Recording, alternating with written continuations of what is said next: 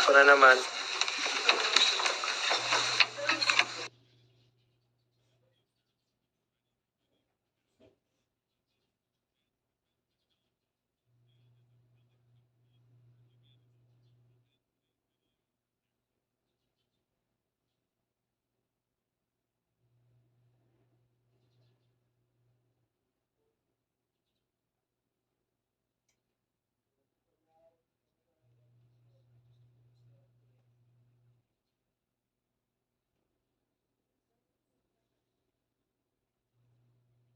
Hapon po sa inyo lahat.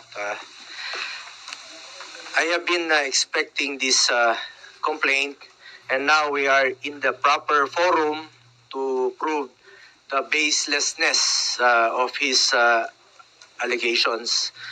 I now have the opportunity to answer him point by point before the ombudsman and not on media anymore.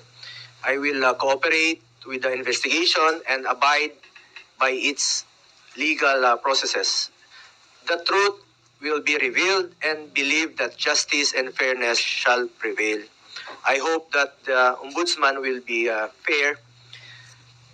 Ulitin ko lang po, I am one with the Filipinos. I am one with the Filipinos in this crusade against corruption. Kasama niyo po ako. Labanan po natin ang korupsyon. Ikulong po ang mga kurakot at mga magnanakaw. Ikulong na ang mga buhaya, kasuhan, at ikulong na ang mga buhaya at mga mastermind. Huwag pong ilihis yung issue dito. Tumbukin po yung dapat tumbukin.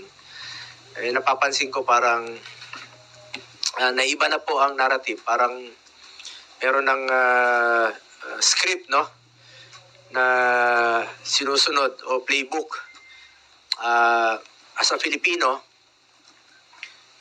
I am urging the ICI, the Ombudsman, and the DPWH to seek the truth. Tumbukin lang po yung katotohanan.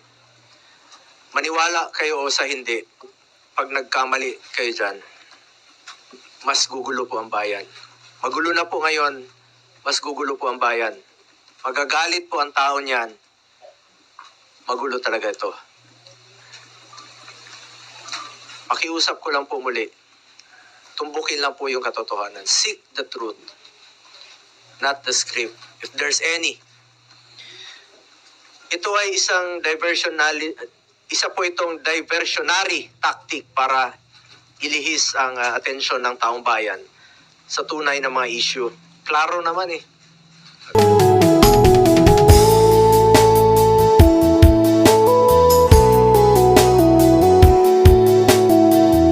Kahapon nga lang, nabanggit ni former Governor Chavit Singson, another diversionary tactic. Ang talamak po ngayon na korupsyon, talamak ang korupsyon ngayon sa kasalukuyang gobyerno. At ang dapat talagang panagutin, ang totoong issue. Ano bang totoong issue ngayon? Diba ang flood control scandal? Mga ghost projects, mga anomalous projects, mga substandard projects. Yun naman po ang issue ngayon eh. Huwag tayong lumihis sa katotohanan. Napapansin ko talagang merong gumugulo eh. Merong nasa likod nito na ginugulo lang po yung katotohanan. But I am one with the Filipinos in this crusade and fight against corruption. Kasama niyo po ako rito. Labanan po natin ito. Kulong po natin ang mga kurakot at mga magnanakaw. Sa kanina naman po, sa final sa amin, ni dating Pangulong Duterte at sa kapamilya ko, to Trillanes, you are barking at the wrong tree. Kung seryoso ka talaga, bakit di mo kasuhan yung mga totoong mga corrupt talaga? Bakit di mo kasuhan yung mga financials mo? Yung mga contractor, alam mo yun. Alam mo yun. Kita mo na, nakailang buwan na tayo dito sa pagdidinig sa Senado. Ilang hearings na po. Lumalabas naman yung totoo, sino yung mga contractor. Yung talagang may-ari, sila mismo yung may kontrata, sila yung mismong kumikita, sila yung contractor, sila pa yung congressman, sila yung habulin mo, Trillanes. Ayaw mong habulin dahil financer mo nga. Tama yung sinabi ni Senator Bato noon na may mga financer ka. Baka nga yung ginamit mong pondong yon nanggaling pa sa flood control. Yung pag-iimbestiga mo noon kay dating Pangulong Duterte, maaaring galing pa yun sa flood control. Huwag kang magbalinis dito. Huwag mong ilihis ang totoong issue. Dito lang tayo sa katotohanan. Seek the truth, not the script, not the playbook. Nasa na yung mga dapat kasuhan sa issue ng flood control? Nasa na? Bakit walang mga pinangalanan na malalaking tao? Yung mga buhaya, ba't pilit yung pinagtatakpan? Yung totoong issue rito, flood control at ghost projects. Nasa na po? Kaya nakikiusap po ako sa ICI, sa Ombudsman, sa DPWH. Kasuhan niyo yung mga malalaking tao. Yung sangkot sa flood control. Yung sangkot dito sa mga ghost projects. Inaantay po ng tao. Pag inilihis niyo po ang katotohanan, magulo po ito. Magulo po ito. At isa po itong lumang tugtugin mula sa lumang script. Recycled na po yung mga issue. Pilit binubuhay para lang mapinturahan po ako ng maitim para siya po ang magmukhang maputi. My conscience is clear. Unlike him, panlabas o panloob, pati konsensya niya madumi. Ang layunin niya ay proteksyonan lang po ang kanyang mga financer at mga nasa likod ng black propaganda na ito. Ang dapat kasuhan ay ang mga financiers kasi sila po yung totoong mga nagnakaw. Hindi po ako magnanakaw. Hindi po ako contractor. Senador po ako na nagsiservisyo lang po sa ating mga kababayang Pilipino. At may delikadesa po ako. Yung prinsipyo ko po sa buhay, yan lang po ang pwede kong pangalagaan sa ngayon. Pangalan ko po at hindi ko sasayangin yan. Kesa sayangin natin dito sa walang kwentang paninira, tatrabaho na lang po ako. Serbisyo, pagmamalasakit at sipag po ang pwede kong ialay sa ating mga kababayang Pilipino. Tingnan nyo lang po kung hindi ba recycled ito. Rehash. 2018, September of 2018. Bago yung halalan, no? Bago pa ako nag-file. Unang tumakbo bilang senador. Nag-ingay na siya noon. Siniraan na niya ako. Siya pang senador noon, no? Ako hindi pa, kandidato pa lang. Same issue. Noong 2021, akala naman niya natatakbo ako. Same issue. July of 2021. Last year, nung ako po'y patakbo muli for re-election,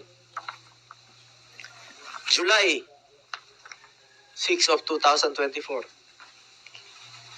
Same issue. Same. Yung suot niya, ngayon, ay araw na ito. Ito, July of 2024, last year po ito. Yung suot niyang polo, pareho pa rin ng kulay ng suot niya ngayon. Rehash pa rin, pati polo niya, rehash pa rin. Ginamit muli. Yun pa rin ang ginamit niyang paninira sa akin para siya ang pumuti. Nagpolo na nga siya ng puti para mapumuti kunwari. Pero yung kanyang hangarin ay napaka dumi. Alam niyo, nung ako po ay nag-obserba ng delikadesa sa buhay ko, baka pamilya niya po hindi. Nabalitaan tayo noon, mismo yung tatay niya naging dealer po sa GHQ ng Armed Forces. At nabalitaan nga natin no, na kakasino rin. At may mga ghost rin na Yun lang, nabalitaan ko noon. So, sana naman, tingnan mo ng mabuti kung sino yung walang delikadesa sa atin. Bakit na nililihis ni Trillanes sa mga 2017 projects? Umabot na siya ng 2007. Sino ba mag-aakalang maging presidente si Pangulong Duterte? 2007, gawin mong issue. Kung negosyante yung pamilya ko noon, mapigilan ko ba silang magnegosyo? Wala pa ako sa mundong ito. 70s pa lang may negosyo na po pamilya ko. Lahat tayo may kamag-anak na negosyante. 1993, may negosyo sila. Wala pa po ako kay Mayor Rodrigo Duterte noon, may negosyo na sila. Pero nung 1998, at isa po sa aking naging kondisyon, nung nagtrabaho po ako kay Mayor Duterte, sabi ko, pag pumasok po ng City Hall, yung kamag-anak ko, I will resign. Ayaw ko po magnegosyo sila sa City Hall dahil I observe delikadesa at ayaw ko po ng conflict of interest. Nung naging presidente siya, 2016, dala-dala ko po ito. Hindi po sila nakakapasok ng Malacanang. Hindi po ako pumapayag. Nakialam ba ako sa negosyo nila? Hindi. Nakinabang ba ako? Hindi. At binigyan ko ba sila ng pabor for government contracts? Hindi po. Because I observed delikadesa at hindi po sila nakakalapit sa akin, hindi ko naman po mapili ang kamag-anak ko. Lahat, dinadamay na nga ngayon. Baka sa susunod, lolo ko na idamay nila. Hindi ko po mapili ang kamag-anak ko. Hindi to titigil si Trillanes. Sabi ko nga, taon-taon niyang gagawin yan. Hindi yan titigil hanggat palitan ko siguro ang aking kamag-anak o kunin ng Panginoon ang aking mga kamag-anak. Hindi na titigil yan. At paulit-ulit na magiging issue niyan. Pero importante rito, magkakaroon po ako ng pagkakataon na sagutin po ito. Dahil ako mismo, hindi po ako papayag na magninegosyo po ang aking pamilya sa gobyerno. At hindi po ako bibigay ng pabor sa kanila. Hindi lang natin mapigilan kung sino sa ating mga kamag-anak ang magninegosyo. As long as wala akong ginawa na bigyan sila ng pabor at hindi po ako nakinabang at hindi ko po ginamit ang aking posisyon para mabigyan po ng pabor ang aking pamilya. Ginamit ko lang po ang aking posisyon sa pagsiservisyo, pagmamalasakit at pagtulong po sa ating mga kababayang Pilipino. Malinis po ang aking konsensya mula noon hanggang ngayon. May delikadesa po ako. Yan po ang pwede kong pangalagaan at ipagmalaki sa inyo ang aking pangalan po. At isang probinsyano lamang po ako. Hindi ko po sasayangin yung tiwalang binigay niyo sa akin. Hindi po ako korap. At ako po'y taus-pusong nagsiservisyo lamang sa ating mga kababayang Pilipino. Kaya pakiusap ko lang po, ang issue po dito ay ang corruption sa gobyerno. Ang issue po dito ang flood control. Ang issue po dito anomalous projects. Ang issue po dito ghost projects. Nasa na po yung dapat panagutin? Inaantay po ng ating mga kababayan. Ayoko na pong aksayahin yung panahon. Sayang yung oras natin dito. Sana makapagtrabaho na tayo. Mas mahalaga sa akin ang trabaho, ang serbisyo at ang kapakanan ng mga Pilipino. Alam naman po ng taong bayan kung sino po yung nagtatrabaho at alam po ng taong bayan kung sino po yung nagsasabi ng totoo. Ako, sipag, more serbisyo at malasakit ang pagtutuunan ko ng pansin. Simula noon hanggang ngayon, yan naman po ang aking ginagawa. At alam po ng Pilipino kung sino yung nagsiservisyo at nagtatrabaho. Nasa Pilipino na po yan kung kanino po kayo maniwala. Nasa sa inyo na po yan. Mga kababayan ko, patuloy natin labanan ng korupsyon sa gobyerno. Please lang, labanan natin ang korupsyon sa gobyerno, labanan natin itong mga kalukuhan, ikulong po ang mga korap, ikulong po ang mga magnanakaw. Huwag na pong ilihis ang issue. Kawawa yung Pilipino pag nililihis po ang issue. Umiikot-ikot na po tayo.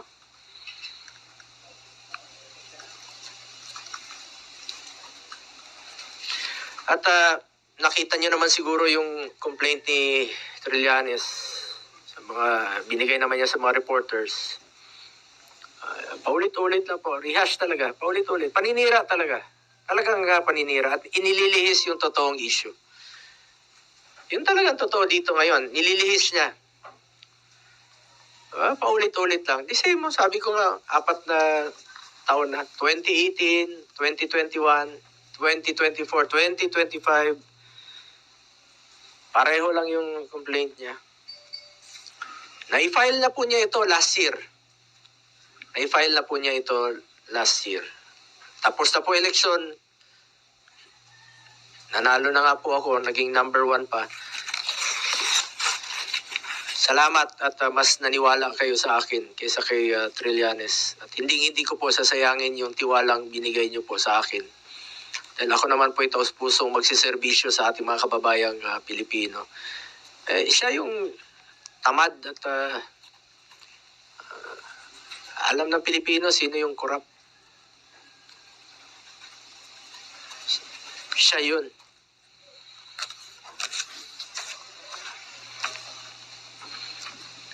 Salamat po sa inyong oras at pakikinig sa akin.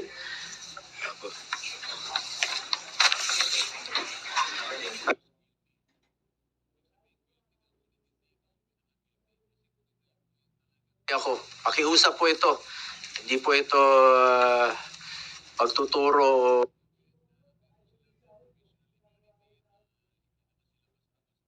ay the Ombudsman and the DPWH to seek the truth, not the script, if there is any.